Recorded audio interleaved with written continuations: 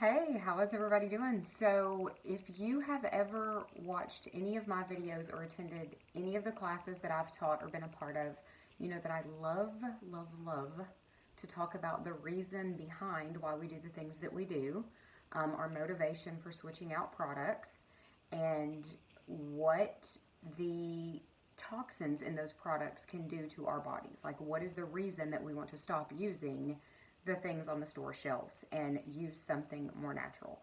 So, what we're going to talk about is the toxins that are specifically in skincare and makeup products, everyday products that women use pretty much throughout the day, every single day.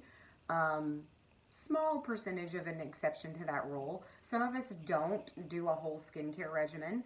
I'm one of those. Some of us don't wear as much makeup as others, or really don't care for makeup at all, or just occasionally wear it. That's me also.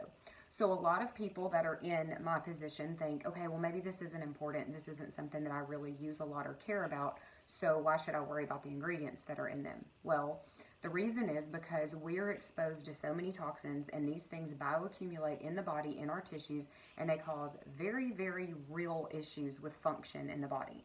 So, of course, being the nerd of the group, I am going to talk about that. So let's talk about the fact that so many of these chemicals that we're going to discuss are unregulated. They are, there is either no or very little research and information on the safety of these chemicals, right? So we're talking petrochemicals, we're talking all of these different ingredients that companies will put into their skincare products and their makeup products. So I have some notes here that I'm going to kind of hit some high points on. And then, of course, if you have questions, you're welcome to put those in the comments of the video, or in the Facebook event page for where this video is posted. You can ask those questions, and there are plenty of ladies that will be happy to help me get those questions answered. So what I want to first talk about is something called the Toxic Substances Control Act. This happened in 1976. And so this was something that was put into place to protect consumers from harmful chemicals. So it is a good thing. The Toxic Substance Control Act, Toxic Substances Control Act, the TSCA of 1976. So the TSCA, we'll call it that for fun. So what is not great about the TSCA is that it grandfathered in. You guys know what grandfather something in means, right? It means you create a law or a rule, but you say, hey, look, since you've been doing this for a long time, we don't want to cut into your profits, or, rain on your parade, or, mess up what you got going there. So we're going to grandfather you in. You don't have to worry about this new rule or this law or this regulation. You're grandfathered in, so don't worry about it. You're good. So this actually happened in 1976. So it was a long time ago. And what happened was thousands of chemicals were grandfathered in.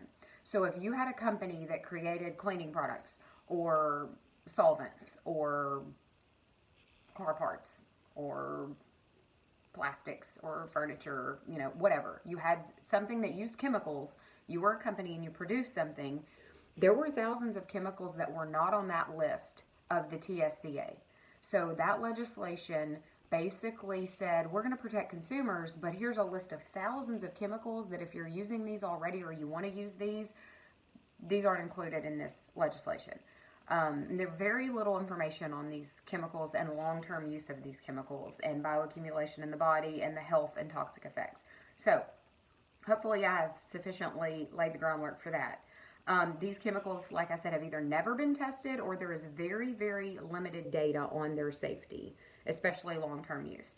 Companies do not have to disclose many of the ingredients in their products because of the protection of trade secrets. So now that we can research and look and dig and say, ooh, what do phthalates do in the body? What do parabens do, or triclosan? And you figure out that some of these things can be harmful to your body and you want to leave them out. Well, they could be in tons of your products that you don't even know about, because the company does not have to disclose an ingredient, period, if it's considered a trade secret or like a secret recipe. Like, let's just say, I'll tell you something I used as a teenager, Bath and Body Works Japanese cherry blossom lotion and body wash.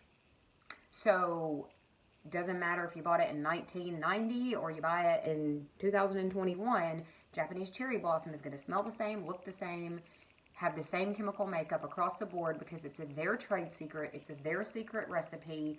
It's going to smell the same no matter what you do. And so they're not giving those ingredients out because then somebody can rip them off and sell cheap Japanese cherry blossom, right? And then we're missing out on money. So that's the idea behind the whole trade secret, or like a proprietary blend. Those aren't necessarily bad things. Lots of companies have proprietary blends, but is the company transparent with their ingredients? Is the company organic? Is the company using non-toxic? Do they have a list of things that they don't include in their products? That's what you want to look for. Okay, so they don't have to disclose the ingredients. Not necessary, right? Many of these substances, these toxic ingredients, either directly or indirectly cause hormone disruption, unexplained headaches. That's a very large portion of the population. Skin issues, can influence, inflame, or worsen existing conditions like asthma, which my son has. Other respiratory illnesses. There's a whole collection of respiratory illnesses and diseases, eczema and other skin conditions, as well as negatively impact brain function, mood, and disrupt sleep cycles, among other things. So basically, if it's a function in the body, it can be disrupted by some of these chemicals. Overexposure, meaning you've got a chemical in a jar or a bottle or a bucket, and you overexpose yourself to it, like think of chlorine. If you overexpose yourself to chlorine, you're going to get chlorine poisoning. You may have red, swollen, pussy eyes, oozing stuff. You may have a severe respiratory attack. You may burn your nasal and respiratory passages. Chlorine poisoning is awful. It's horrible. So that is basically like you can come in contact with chlorine every single day and not immediately feel the effects of it. But if you overexpose yourself to a large amount of chlorine, then you're going to have an acute reaction. You're going to have a serious problem over time. So either overexposure or prolonged exposure. So let's talk about glyphosate, like in weed killer. If you're a yard man, if you do groundskeeping, if you're a farmer, if you garden, if you're using weed killer and you use it consecutively over time, you are bioaccumulating that toxin in your body, and it can cause cancer, among other things. So these things, overexposure, prolonged exposure, can contribute to or cause chronic inflammation. Some of these chemicals are neurotoxins, meaning possibly we could stimulate a seizure. Possibly we could develop some sort of neurological miscommunication, like between the nerves and the rest of the body in a function. Many of these toxic chemicals are carcinogenic. That means they literally can generate cancer. Let's name some of the most widely used toxic ingredients. So this is the meat of what I want to talk about. My most widely used toxic ingredients in skincare and makeup, because that's what we're talking about tonight. Let's talk about those issues or those substances and their effects. So I'm going to look over here and I'm going to list out, I've got 12 and I have a tiny paragraph on each one. So let's go. Benzoyl peroxide. You can write these down if you want to. You don't have to remember the names, because if you will go natural, organic, clean, fragranced with essential oils, not synthetic fragrances, then you are going to pretty much be improving your health by removing some of these toxins. So if you want to know the big long chemical names, you can ask that in the comments. But benzoyl peroxide, this is used in acne products. The material safety data sheet on benzoyl peroxide states that it is a possible tumor promoter. This may act as a mutagen. That means it can mutate cells. We know that cellular mutations can lead to all kinds of issues, up to including cancer. It can produce DNA damage in human and other mammalian cells. Also, it is toxic by inhalation. It is also an eye, skin, and respiratory irritant. So a lot of these things, just by smelling them, if you're talking about a powdered makeup, or a powder you're applying to your body, or you open something and the fumes come into your face, it can get into your lungs. DEA, which is diethanolamine, MEA, which is monoethanolamine, and TEA, which is triethanolamine. So when you break down these chemical words, they're big, long words, but they're basically giving you the information on what they are. It's basically a definition in the name. So di means two, mono means one, and tri means three. And then the middle word is ethanol. And then the last word is an amine. So it's a class of chemicals, it's an ethanol, and it's either 1, 2, or 3 of that molecule. This is a foam booster, so foaming products. It is a skin and eye irritant, and it causes contact dermatitis. So if you see DEA, MEA, or TEA in any of your products, you might want to get rid of that, especially if you're having contact dermatitis or other skin irritations. It's easily absorbed through the skin, and it accumulates in body organs and your brain. Dioxin, this is one probably a lot of you have heard of. This is in plastics. It often will not appear in ingredients. It's often in antibacterial ingredients, same as triclosan, emulsifiers, PEGs, and ethylaxated cleansers like sodium lauryl sulfate. That word, sodium lauryl sulfate, or SLS, will be on multiple products in your house. Even if you have removed some things, I would almost be willing to bet money you could go find a product in your house right now that contains SLS in it. Dioxin causes cancer, point blank. Dioxin causes cancer. Remember, this is why we don't want to microwave our food in plastic. We don't want to store our foods in plastics. We want to remove plastic from our life as much as possible. We literally live in a plastic world, so that's virtually impossible. But you need to be aware that plastics cause cancer. So if you're going to eat out of, heat food up in, store food, don't do that. Drink out of plastic, remove that. That is actually an easy switch. You can do that. So actually causes cancer. It reduces your immune function. So God gave you an immune system, right, to fight off pathogens. Dioxin reduces your immune function. Nervous system disorders are directly caused by dioxin. Miscarriages and birth deformity. Higher risk of miscarriage and birth defects with dioxin in the environment. Let's see, FD&C color and pigments. So FD&C is just the food, drug, and cosmetic.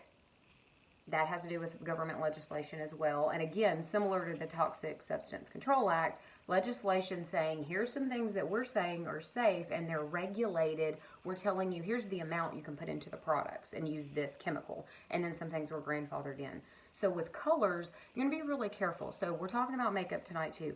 When you're putting color on your face, what are you putting on your face? Okay, you're not just putting the magical color red on you and it's just red from Jesus. Like literally there's a chemical collection of molecules that are making the substance you're putting on your face red. If it's not a natural substance and it's not one ingredient or 2 or 3 very natural ingredients combined, then it is a chemical collection, probably toxic, over time, and it's going to accumulate in the body. So colors and pigments. Synthetic colors from coal tar contain heavy metal salts that deposit toxins in the skin. This can cause skin sensitivities, irritation. The absorption of color pigments can cause depletion of oxygen and death, actually. Animal studies show almost all color pigments that are synthetic are carcinogenic. So be careful with your colors. Are your children eating colors in their food? Right? Look on your foods and look at the colorings in your food. If you have a bunch of synthetic colorings that you are ingesting and putting on your skin, you are doing harm to your body. Direct harm. Parabens, this is a big one. This is in a lot of products. So parabens, you can have the prefix of methyl, butyl, ethyl, and propyl. So parabens. Catch-all term for several different things, substances. Parabens are used as preservatives, so to keep a product from going bad, right? To preserve it, increase the shelf life. It's not always labeled. It's used in deodorants and other skincare products. It has been found in breast cancer tumors. So when you remove a breast cancer tumor, you can absolutely find aluminum in it, and you more than likely are going to find parabens as well. So what does that tell us? When you remove a tumor, what is it? It's not an organ. It's not a tissue, right? It's a group of cells, some very messed up, jacked up cells, and those cells contain some things. Toxins. If you open up a tumor and you look at it and you say, what is in this tumor? You're going to find some toxic substances that are in our everyday products.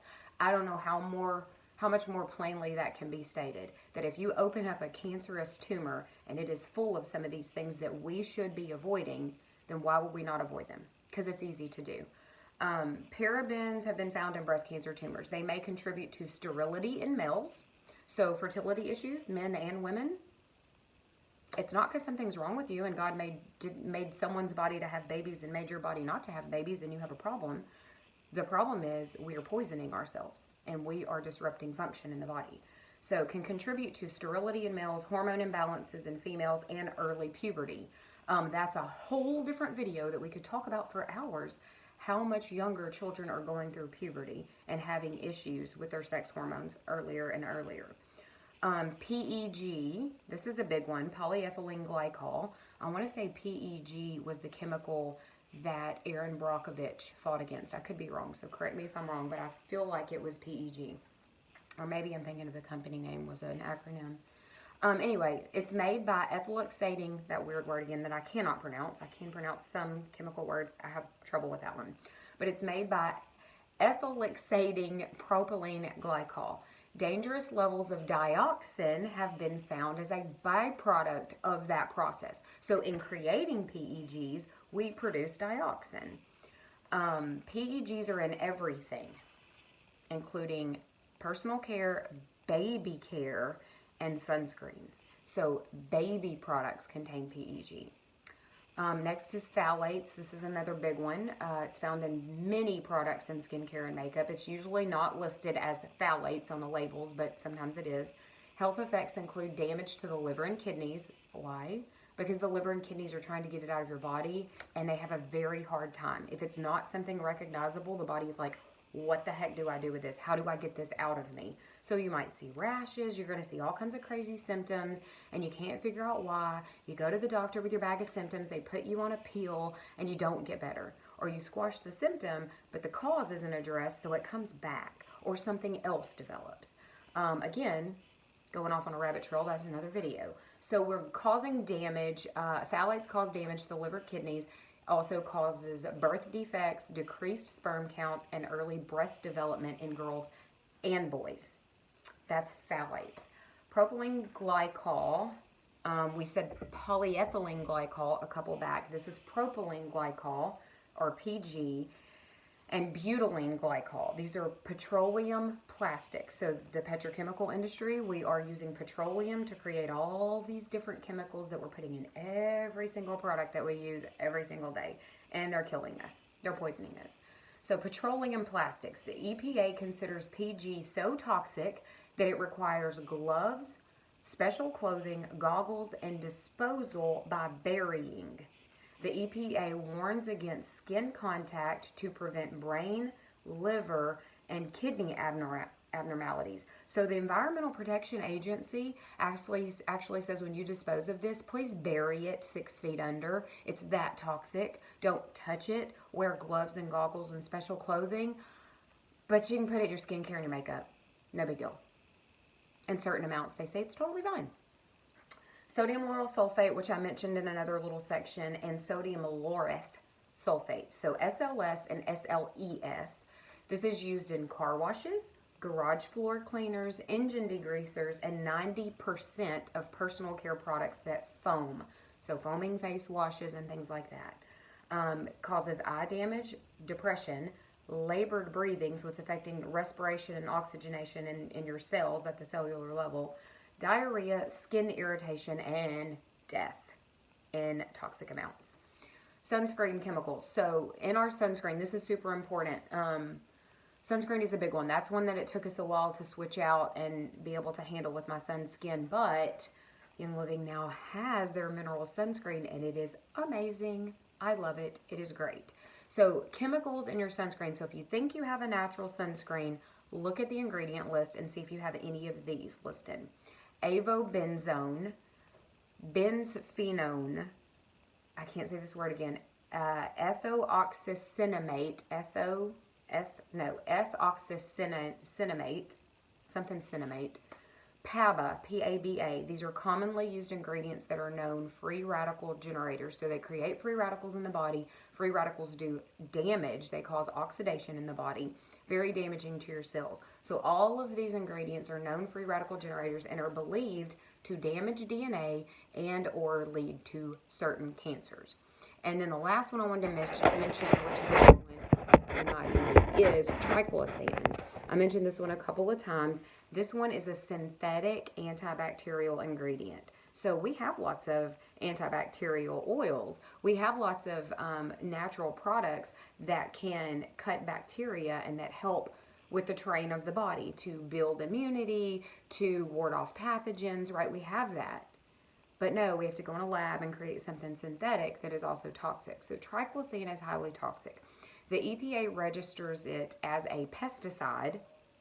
So literally you sanitize and you wash your hands with it. All of the hand washes and hand sanitizers in freaking hospitals are full of triclosan. It is a pesticide. It poses risk to human health and the environment. It is classified as a chlorophenol chemical suspected of causing cancer in humans. So that is a collection of 10 or 11 different chemicals that you will find in pretty much any skincare product or makeup product. And these are the things that you want to watch out for. And so if you don't want to be overwhelmed by all these chemicals, don't even worry about them. Literally get a non-toxic, plant-based product with a very short list of ingredients, fragranced with essential oils, not synthetic fragrances, because we didn't even talk about synthetic fragrance. And y'all, that stuff is a hormone disruptor. It is jacking our girls up. It's jacking our boys up. It's messing up our hormone balance.